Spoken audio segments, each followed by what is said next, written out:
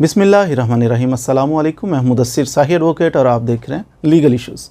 आज हमने बात करनी है जी, लड़ाई झगड़ा हो जाए कहीं पर, कोई खुदा न खास्ता सुईर किस्म का लड़ाई झगड़ा हो गया, सर फट गया है, बाजू तोड़ दिया है, कुछ ऐसा मामला, तो बंदे को कैसे आम तौर पे होता है ये, कोई कत्ल कर दिया जाए तो लोग इधर उधर दाएं बाएं देखते हैं कि कोई पढ़ा लिखा बंदा मिले, वो हमें गाइड कर दे, कुछ बता दे करना क्या है।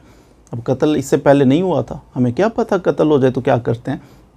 बहरहाल हम आपको गाइड करते हैं। खुदा न खास्ता अगर कभी कत्ल हो जाए तो आपको क्या करना है। अगर कानूनी तौर पे आपको विजिलेंट होना चाहिए, तो जो है ना, law aids the vigilant not the indolents, कहते हैं जो होशियार-बाश होना चाहिए बंदे को, उसको अपने हकूक़ का, फ़राइज़ का पता होना चाहिए। जिसको पता नहीं है सोया रहे, तो फिर ignorance of law is no excuse, कि हमें कानून का पता नहीं था, उससे फिर आपके राइट्स जो हैं वो ख़त्म हो जाएंगे, ज़ाया हो जाएंगे। तो कानून ये बड़ा अच्छा एक ज़रिया है आपके पास कि अगर आप छोटी छोटी वीडियोज़ आप देखते रहते हैं तो कुछ ना कुछ मालूमात आपको कानून की मिलती है, अपने मुआशरे की मिलती रहती हैं, बंदा थोड़ा सा समझदार हो जाता है। कोशिश किया करें रोज़ाना की एक वीडियो देखा करें। एनी हो, बात ये हो रही है कि कत्ल हो जाए या सुईर लड़ाई हो गई, बाजू टूट गया, सर फट गया, कोई ऐसा सिलसिला हो गया, खुदा न खास्ता रेप हो गया, ऐसे मामला तो ना, तो बंदे को फौरी तौर पे करना क्या है, कानूनी तौर पे इमदाद देने के लिए उसको क्या करना है। सबसे पहले थाने का रुजू करना है, उसने थाने में पहुंच जाना है। थाने में जाके नॉर्मल केसेस के अंदर चोरी हो गई या चेक ये वो ऐसा, जाके FIR दर्ज करवानी। FIR होती है फर्स्ट इंफॉर्मेशन रिपोर्ट। जाके इन्फॉर्म करना थाने में, मेरे साथ ये हो गया जनाब, लुटे गए, बर्बाद हो गए, जो भी हुआ आपके साथ वो सारा आपने लिख देना है। एक स्टोरी सी बना के उनको बता देनी है। उसके अंदर गवाह होने चाहिए, कुछ एहतियातें। इस पर मैंने FIR दर्ज करवाने का तरीका मैंने अलहदा से वीडियो बना रखी है, उसको भी देखिएगा। अच्छा, थाने में पहुंच जाना। थाने में जाके दो सूरतें हो सकती हैं।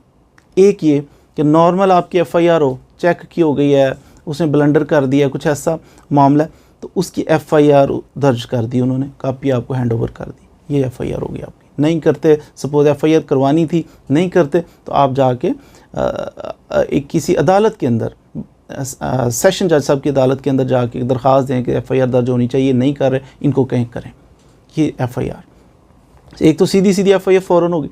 दूसरा तरीका को जिसमें मेडिकल इन्वॉल्व होता है, मसलन जैसे मैं अर्ज़ कर रहा था, बाजू तोड़ दिया है, कट लग गया है, खून निकल आया है, बंदा मर गया। इस दो सूरतें। पहली सूरत में मेडिकल या डॉक्टर की जहाँ ज़रूरत पड़ती है वो ये है कि बंदे की डेथ हो गई है।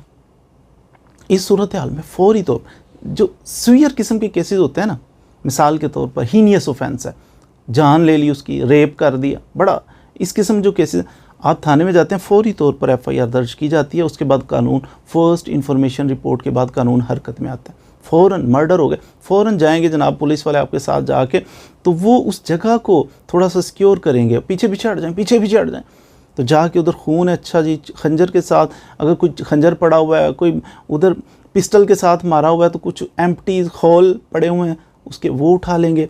ब्लड उस पड़ा, उसकी खून आलूद थोड़ी सी मिट्टी ले लेंगे, मिट्टी नहीं है, फ़र्श पे है, मार्बल के ऊपर है, तो थोड़ा सा काटन के साथ लगा लेंगे सैंपल खून का, किस बंदे का खून है, क्या सूरत है। तो इस तरह जाके फ़ौरी तौर पे उधर कुछ ना कुछ करके FIR आपकी पहले ही दर्ज हो चुकी है। FIR दर्ज करने से फ़ौरन पुलिस वाले कानून हरकत में आते हैं और जाके एविडेंस वगैरह को प्रोटेक्ट करने की कोशिश करते हैं। उसके बाद पोस्टमार्टम के लिए उस बंदे को, उस डेड बॉडी को ले जाया जाता है, जाके उसका पोस्टमार्टम करवाया जाता है। उसके अंदर कुछ ऑब्जर्वेशन, जो उसकी हिस्ट्री बताई जाती है, हुआ क्या, लड़ाई हो गई, फलां बंदे ने फायर मार दिया, कुल्हाड़ी मार दी, क्या, पोस्टमार्टम उस बंदे का करके तो वो रिपोर्ट आपको एक दे दी जाती है।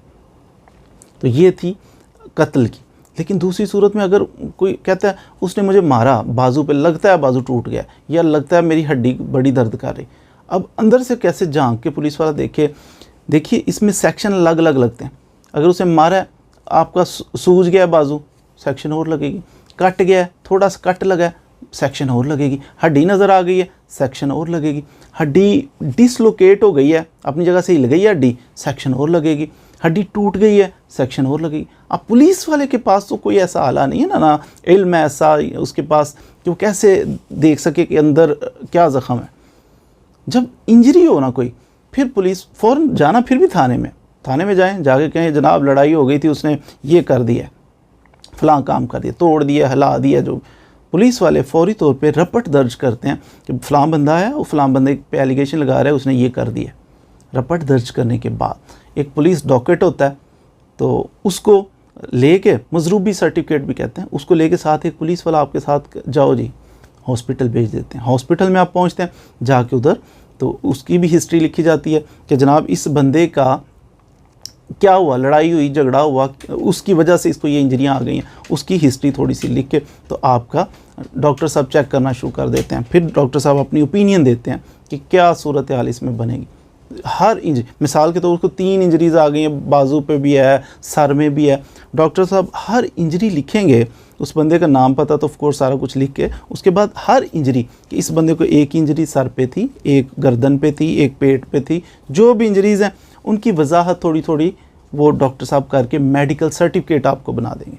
नीचे फिर ये भी लिख देंगे कि अगर कोई इंजरी ऐसी समझ नहीं लग रही कि ये इंजरी क्या है, इसके एक्सरे होना ज़रूरी है, बाद में पता चलेगा। ज़ाहरी एक खंजर मारा है तो ज़ाहरी तौर पे नज़र आया कट है जनाब, 2 सेंटीमीटर का कट लगा है, इतना गहरा है, इसके बारे में लिख दें इतना गहरा कट फ़लाँ जगह पे लगा है, ये तो लिख दिया।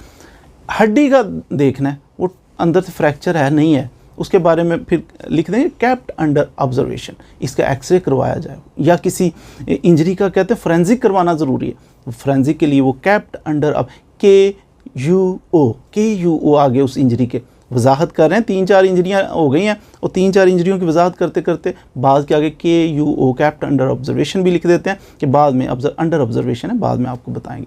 फिर एंड पे ये भी डॉक्टर साहब लिख सकते हैं कि जनाब ये जो इंजरी है इसमें पॉसिबिलिटी ऑफ फैब्रिकेशन भी है कि नहीं, ये भी लिख सकते हैं। अब अगर तो वो है उसमें कोई रोल है कि ये लगता है इसने खुद काज किया, नॉर्मली हाथ की ये छोटी उंगली है ना, तो इसको बोतल के अंदर डाल के तो कुछ थोड़ा सा कर लेते हैं तो वाह जो फ्रैक्चर हो गई, नाक की बोन है इसको थोड़ा सा कर लेते हैं, बाज़ तो बड़े बड़े एक्सपर्ट लोग होते हैं।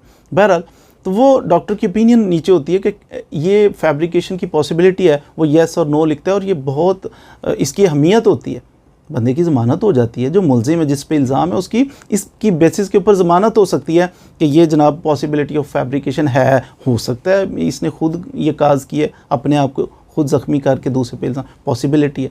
यानी हो जो भी मेडिकल हो इसको फिर चैलेंज भी किया जा सकता है। आप मजिस्ट्रेट को दरख्वास्त दें कि जनाब ये मेडिकल है, मैं इसको चैलेंज करता हूँ, ये गलत मेडिकल है, पता नहीं डॉक्टर ने मिल के कैसे दे दिया, तो फिर मेडिकल बोर्ड भी बनाया जा सकता है, उससे बड़े लेवल पे मेडिकल बोर्ड बनता है, उसके अंदर फिर वो अपनी ओपिनियन देते हैं कि ये पॉसिबिलिटी ऑफ फैब्रिकेशन थी कि नहीं थी, इंजरी क्या बनती है क्या नहीं बनती। बहरहाल ये एक तरीक़ाकार मैंने अर्ज़ कर दिया कि अगर कभी लड़ाई झगड़ा हो जाए, कभी मर्डर हो जाए, तो फौरी तौर पर थाने में कैसे जाना है, थाने वालों ने कैसे आपको सपोर्ट करना है, फिर आपने हॉस्पिटल कैसे जाना है, हॉस्पिटल के अंदर जाके कैसे सर्टिफिकेट हासिल करना है, कमी बेशी हो जाए सर्टिफिकेट में फिर आपने कहाँ जाना है। तो उम्मीद है आपने कुछ ना कुछ मालूमात ज़रूर हासिल की होंगी। मज़ीद वीडियोज़ के लिए हमारे साथ रहिए। Thank you very much.